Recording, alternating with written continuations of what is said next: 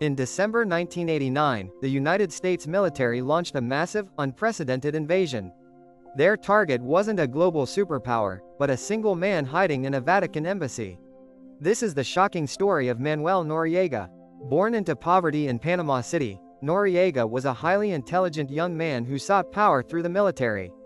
He understood early on that information was the most valuable currency in the political world. During the height of the Cold War, the CIA noticed his unique position. He was recruited as an informant, providing crucial intelligence on leftist movements throughout Central America while secretly building his own empire.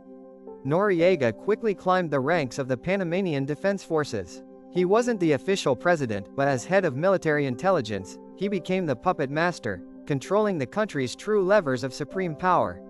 By 1983, Noriega promoted himself to general and became the de facto ruler of Panama.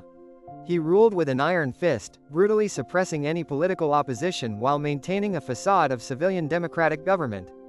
His reign was built on a dangerous double game. While actively assisting American intelligence agencies, he was simultaneously providing safe havens and logistical support to notorious international cartels, creating immense personal wealth.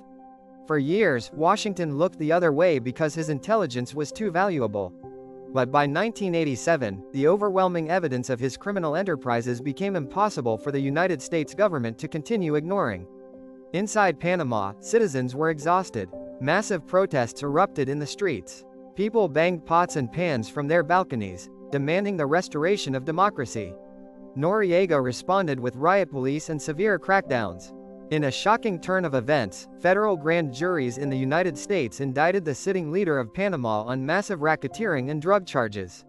The former trusted ally was now an international fugitive. Hoping to legitimize his regime, Noriega allowed elections in May 1989.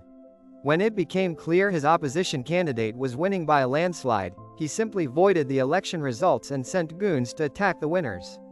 Tensions reached a boiling point in December 1989. Noriega's assembly boldly declared a state of war with the United States. Following the tragic death of an American Marine, President George H.W. Bush decided to act. On December 20, 1989, over 27,000 U.S. troops descended upon Panama in Operation Just Cause. It was the largest American military deployment since the Vietnam War, designed to systematically dismantle Noriega's forces. Despite years of posturing, the Panamanian Defense Forces collapsed within days.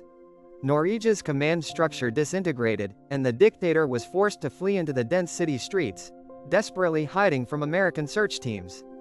Running out of options, Noriega sought diplomatic asylum at the Apostolic Nunciature, the Vatican's embassy in Panama.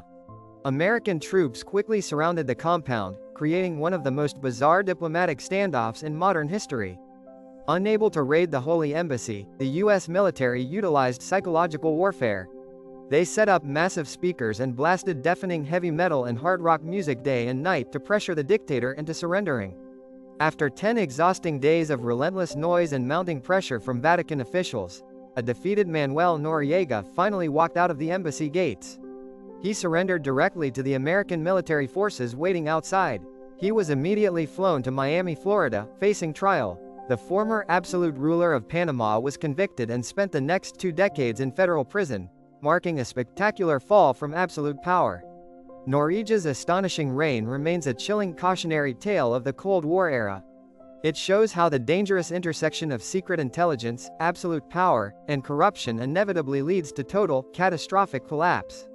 If you enjoyed this deep dive into history, make sure to hit that subscribe button for more incredible true stories on Biography's repo.